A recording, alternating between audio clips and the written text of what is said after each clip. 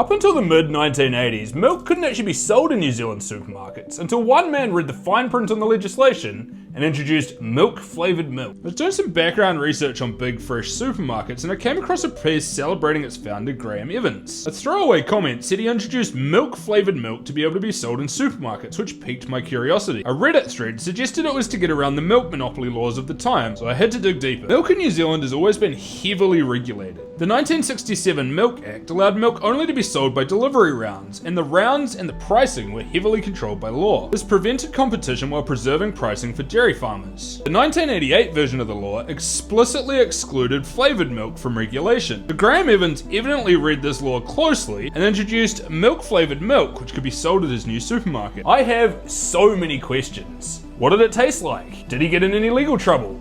How did people respond, and was it cheaper than delivery? But I've gone as far as the internet will take me on a tiny little footnote in New Zealand retailing history. My only lead is a postal address for Graham Evans, the man who started it all. So naturally, I've written him a letter with all these questions. Follow along to see if he replies and if we can find the history of milk-flavoured milk in New Zealand.